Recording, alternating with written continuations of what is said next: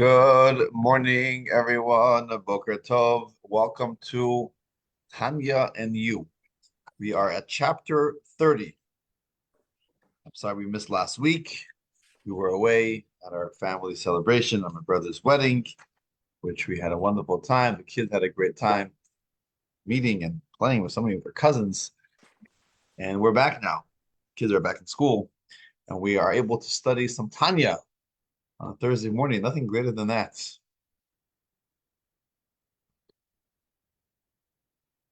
Okay, so chapter 30 is a fascinating chapter.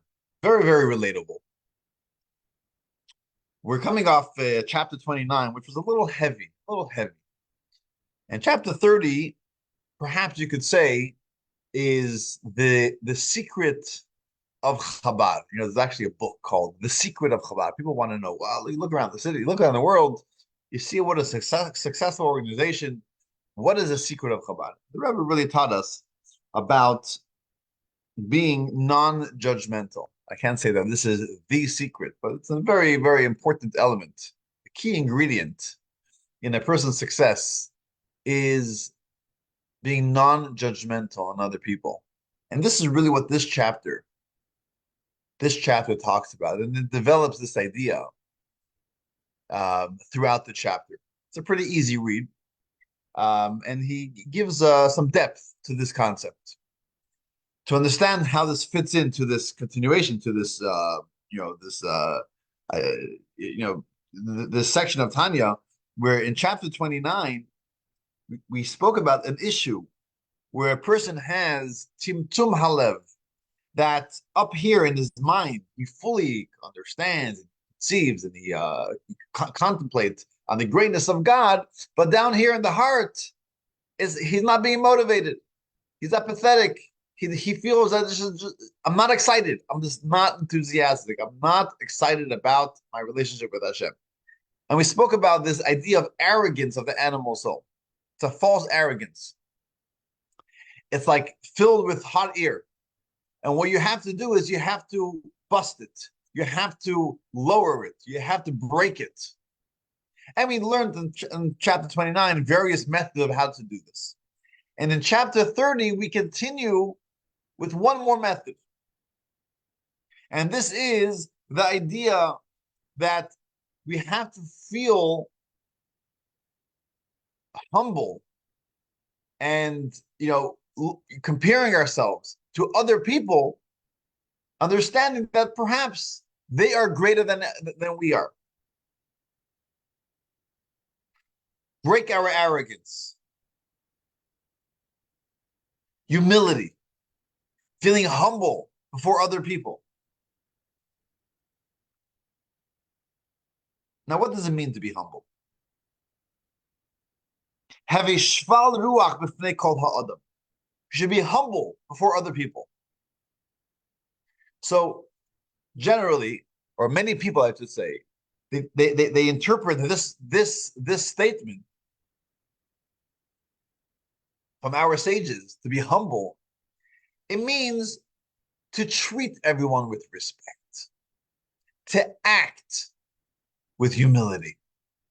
Like your mother would tell you, be a mensch.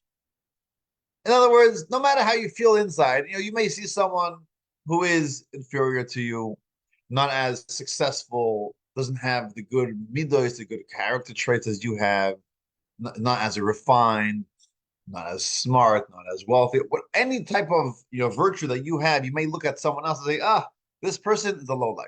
But I'm going to treat them with respect. My humility tells me that although I may be better than them, but be a mensch. Act humble. And which is a good step. It's a good first step. But the Tanya says we can't suffice with that.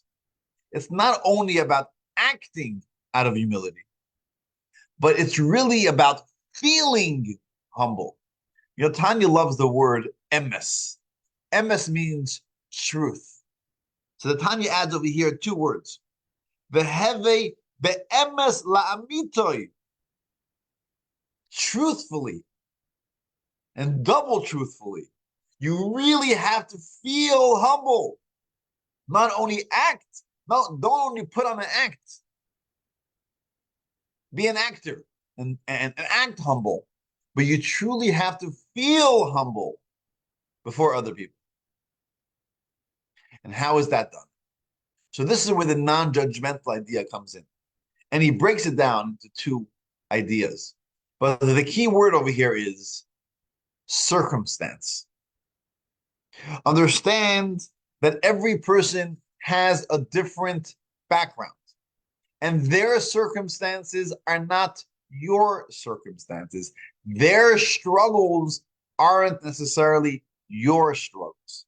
So don't judge them. What makes a person better than someone else? No one knows. God knows. What struggles they have, what challenges they have that you don't have, you may never know. And the Tanya breaks it down into two areas of, of, of struggle, of challenges that a person may have. One is seemingly very, very basic. It's simply the places that they are in. He uses the analogy of a marketplace. I think in New Orleans, um, language that would be Bourbon Street. Imagine someone who's on Bourbon Street all day long. What do the eyes perceive? What type of people are they being influenced by? All day long, they see things that affect the person negatively. It's a struggle. It's a challenge. Not that it's justified, but I don't necessarily have those same challenges.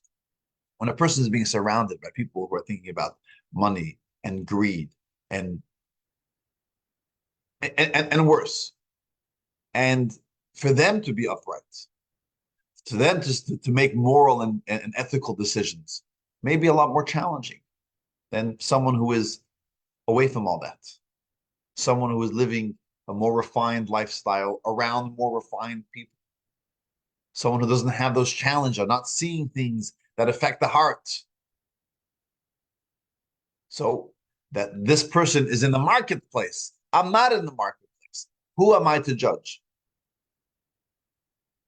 And then the Tanya says it's not only about the places that they are in and the people who are influencing them, their circumstances. It's also about personality.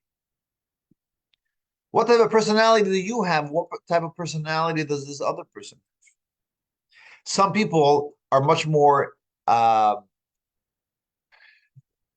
passionate and excited, emotionally, connect to things. And for them to overcome a certain challenge, a certain struggle, it's a lot harder than someone who's more relaxed and cold by nature.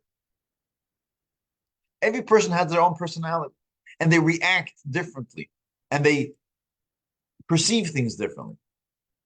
And it may be easier for a certain person to overcome a certain challenge than someone else, the exact same challenge, because of their personality.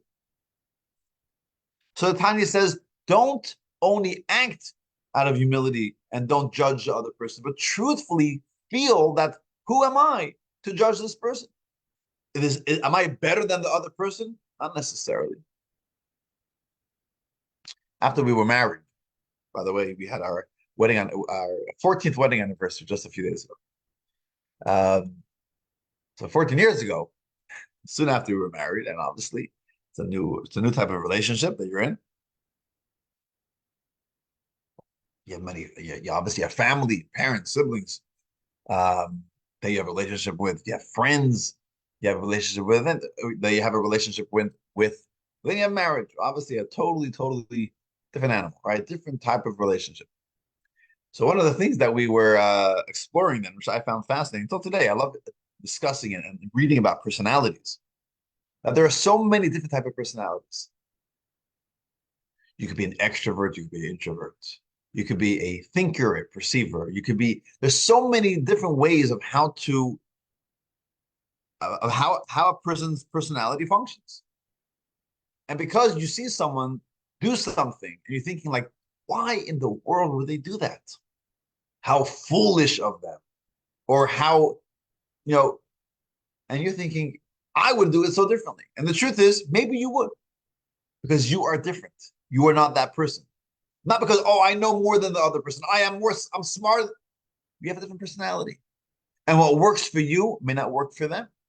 What you find easier may be harder for them. Everyone is different. We have different personalities. So don't judge another person because you don't know the other person. They have different circumstances. They are surrounded by different people. They had a different upbringing. They have other influences in their life that you may not know about.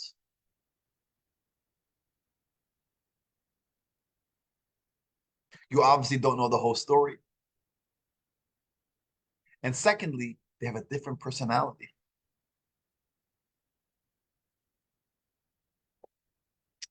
And therefore they react differently.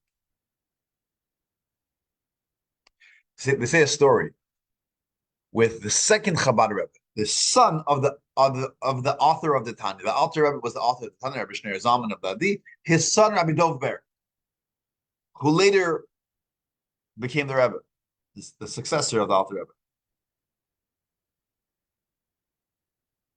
He was a young man, just married, and he was traveling. And he met another chassid.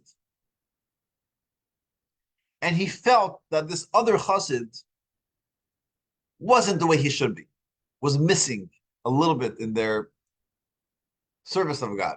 They could have been better. So he told them off. He started talking to him and said, you know what? I think you can be better. Unfortunately, you could say perhaps it came from a place of, I can't say arrogance, God forbid, about another Rebbe, but it came from a place where he felt, I'm a little better than you. You could be even better. And this other chassid told Rabbi Dov Ber, said, listen, how could you compare yourself to me? You come from a place so foreign to my life. Your father is the Alter Rebbe. You were brought up, you were raised in holiness. You were so protected as a child, and all day long studying Torah. I mean, you have a whole different life. I come, my parents are simple folks. They barely read Hebrew. They barely gave me a Jewish education. I was out there in the streets from a young child. I have so many friends and acquaintances that are not Jewish or are not living a Jewish lifestyle. And for me to do what I am doing is extremely difficult. Every single day I have challenges and I have struggles and I have questions, and I still do it. And now you're telling me that I have to be even better. Rabbi Dober took it to heart, and he was really taken aback by that. And he started thinking about that. And he went home and he repeated this to his father, the Alter Rebbe. Later, this chassid came to visit the Rebbe, the Alter Rebbe. The Alter Rebbe told him, you don't know what you have done. You have made my son, my Berele, my son, Rabbi Dov Ber, into a mensch. Got him to realize, yes, people are different. Their upbringings are different. Their backgrounds are different. And you don't know what their struggle is. And the Tanya here takes us and makes this very personal. That each and every one of us, we have to ask ourselves, not only not to judge others, but we know who we shouldn't judge. We should judge ourselves, not in a negative way, but in an encouraged way to uplift ourselves to be even better. And we have to ask ourselves, you see that guy? You see Bob over there? Superficially, it seems like he's really not in a good place. But you know what? I don't know what he's going through. I don't know what his challenges are. I don't know what the influences are. I'm not going to judge him. In fact, you know who I'm going to judge? I'm going to judge myself. And I'm going to ask myself, in my world, am I pushing myself as much as that person is pushing themselves? As am I putting that much effort in what comes easy to me? Have I sacrificed anything in my life as much as that person has sacrificed in their life? So if someone says, well, for me, praying every morning comes easy, right? I love it. I relate to it. It's great. Spend 10 minutes, 20 minutes, 30 minutes in prayer. Oh, it sets my day up right. It's great. You see that guy over there, barely opens it. The last time he opened the siddur was Yom Kippur. What a low life. Never prays. Wait, but on Yom Kippur he does. And you know how challenging that is? How much peer pressure they have, how much they have to give up for that Yom Kippur prayer. Doesn't come easy. So I have to ask myself, what does come easy to me? My prayer, for example, am I pushing myself? Maybe I have to spend more time in prayer. Maybe I have to have extra kavanah, extra concentration when I pray. The mitzvah that comes easy to me, maybe I have to push myself. What am I giving up for my mitzvah? Maybe I have to give more charity. Maybe I have to add in my Shabbat observances. Maybe I have, whatever it is, whatever comes easy to me, am I giving up as much as that person is giving up? God ultimately likes our effort, right? We get an E, not for excellency. We get an E for effort. That person may be giving a lot of effort for one thing. What am I giving, right? It's like a child comes home from school. You have two children. One person gets 100 on the test. Another person gets a 65. Who is better? Well, that's a ridiculous question. You ask any parent, who is better? It's not about the grade, it's about the effort. This 65 was toiled, sweat and blood. The child spent hours studying. And yes, they were successful. What was the success? They got a beautiful 65. This other child got 100. We're always proud of 100. But this person is blessed. And the 100 didn't take much effort. They spent 20 minutes, they reviewed the material, and they got 100. So for this child that got 100, we don't let them off the hook. Yeah, you got 100. They have to ask themselves, what do I need to do? If I put that much effort as the 65 grade child, if I put that much effort, well, how much could I study? How much could I accomplish? So much more. So that's what we have to ask ourselves. It's not about the end result. It's about how much time and effort, how much am I sacrificing? How much am I giving up? Am I pushing myself?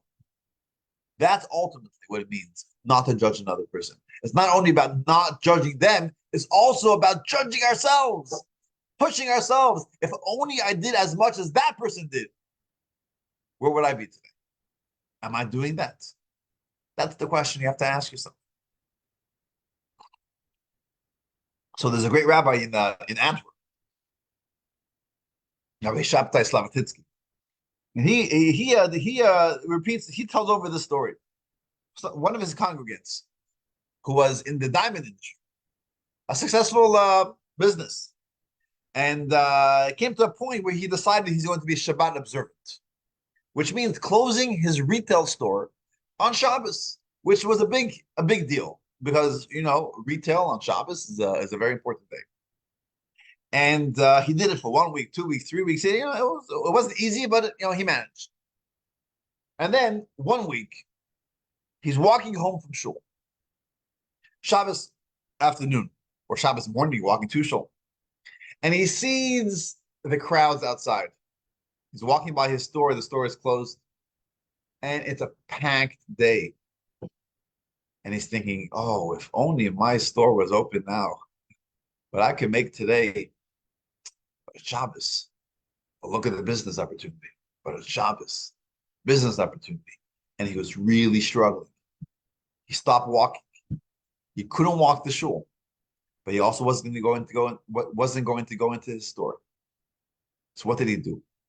He ran away. He ran home. He took a few lachaims.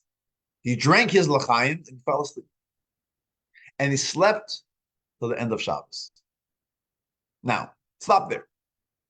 You have an observer who is watching this. Two observers are watching this. One observer says, what a lowlife. This is Shabbos. Getting drunk and sleeping all day, this is Shabbos. The other observer would say, mwah, what a beautiful Shabbos. What a struggle this person had, and this is the way they overcame the struggle. So we judge because we're superficial people, and we see the external. They see the superficial. And we say, well, this is what you're doing. What is this, right? You should know better than this. But then we say, wait, we don't know the circumstance. This is a beautiful, beautiful way of keeping Shabbos for this person in this circumstance. What do I do for my Shabbos? When do I have a challenge like this? And how would I give in or not give in? How would I deal with this same challenge? I have a great uncle, Rabbi Yecheskel Fagin, who was known as one of the great Hasidic rabbis in the last, in the 20th century. And he was living in Russia, in communist Russia, in a city called Poltava. And during communism, it was very difficult to keep Shabbos. They had everything went social, and the government basically controlled everything. And you had a 5-day week. Basically, everyone had to work on Shabbos. It was a big deal to close your shop on Shabbos. But the Jews of Poltava got together. They said, we're fighting against this. We are not keeping our store open for Shabbos. 1 week goes by, 2 weeks go by, 3 weeks go by, and they were being threatened by the government. You're going to lose this, you're going to lose your business, you're going to lose it. Eventually, one Jew broke. They cracked the nut. He gave in. He says, you know what? I can't risk it. I can't stand this challenge. I'm opening my store on Shabbos. And it was a big deal in the Jewish community. What? You heard Beryl open the store on Shabbos? What's going to be? Where is this going to lead? Other people may follow. Oh, this is terrible. Rabbi Yecheskel Fagin spoke on a Shabbos afternoon, Farbrengen. And he says, you know what? We're all thinking about Beryl's opening the store on Shabbos. Yeah, we shouldn't open our store on Shabbos. But we know the challenge that Beryl is going through. And he says, let me ask you, how is your Shabbos?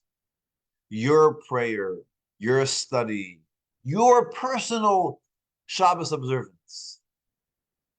If you look deep into yourself and the way you could keep Shabbos on this, connecting to the spirituality of Shabbos, and how you are not fulfilling that potential, who's truly desecrating the Shabbos?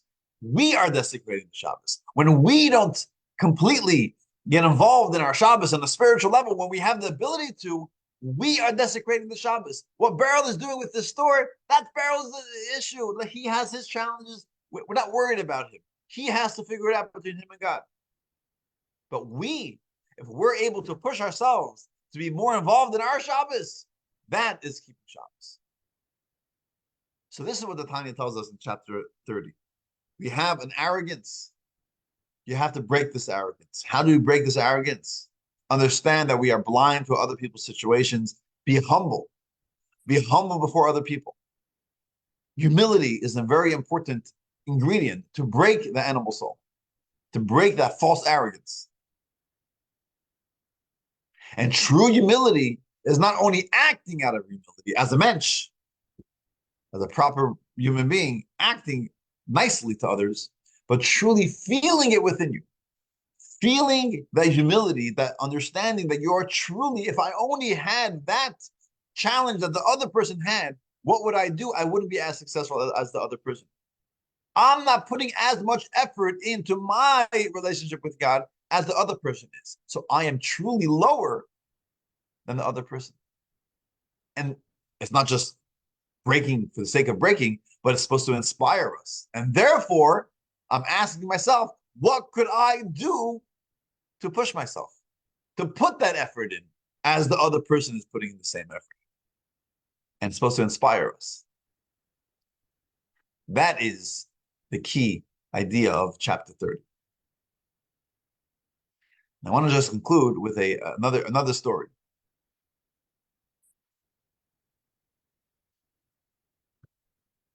There's a great philanthropist out of California. They're actually two brothers. They're called the Rechnitz brothers, two religious Jews who are, thank God, very financially successful.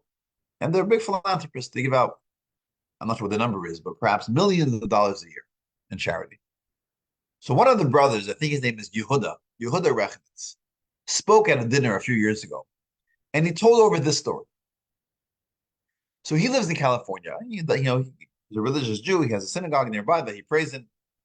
And because, thank God, he has so many people knocking on his door, asking for donations, asking for charity. So he actually set up, I think, one night a week, where this night is fully dedicated for charity. So whoever wants to come to asking for money comes this night, let's say Wednesday night at 7 p.m. You're welcome to come to the Rechnes residence, and he'll give you the time to hear your story. And he gives very generously. So he says, well, one day, it was Wednesday afternoon, and he goes to synagogue to pray the mincha afternoon service. And he notices a person walks into shul that he does not recognize. And he comes in, takes the siddur, but instead of holding the siddur upright, properly, he holds the siddur upside down. He's holding it upside down. He's dressed like a Jew, like a religious Jew. He's wearing his yarmulke, but he's holding the siddur upside down. So Yehuda Rechner says, I was sure this is a phony. This is some guy heard about, you could just come knock on the door and get some free money. And he's coming to get money, but he's not legit. He's not legit. And he kind of made a mental note in his mind. This guy, we got to watch out for this guy. Okay. That night, he's sitting in his dining room and people are coming in and he's giving tzedakah, giving charity. And lo and behold, who walks in? The same guy. He recognizes this guy. He said, oh, this guy, I'm going to put him in his place. So he sits down, what's your name? He says, name, sounds Jewish. He says, tell me, do you know the Shema prayer? He says, sure. Tell me the Shema prayer. He rattles off the Shema prayer in Hebrew. Mr. Rechnes was a little surprised. Like, oh, Shema, maybe he knew this is such an important prayer. Maybe he prepared, right? He reviewed it.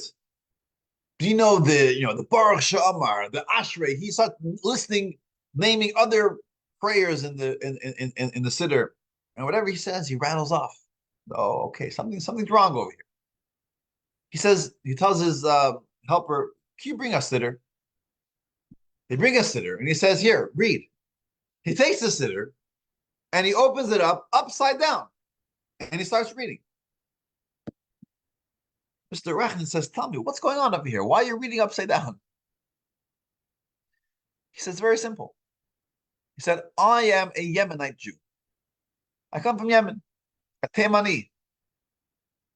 And when we grew up in Yemen, we were very poor. We went to cheder, we went to school, Jewish school, but we didn't have enough books for all the kids in school. So what we did was the teacher would have the book, the chart of the Aleph Beis or whatever they used to study Hebrew. He would have it on his table in front of him.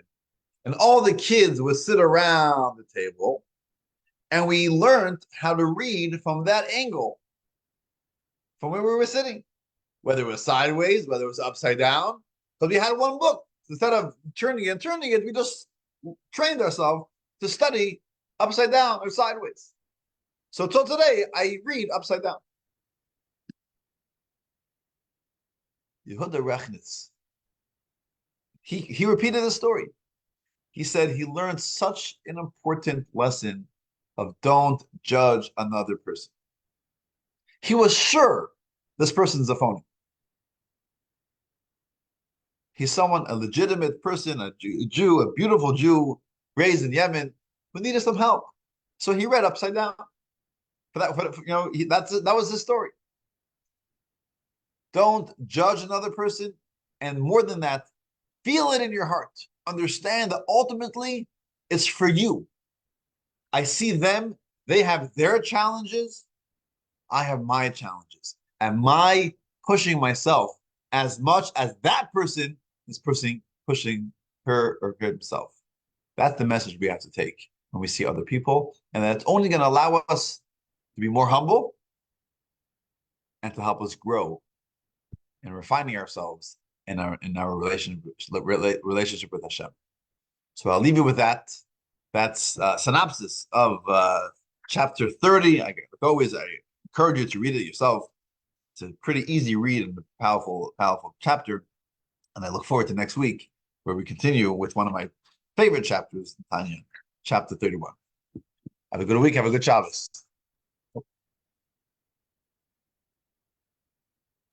Thank you, Mendel. Thank you.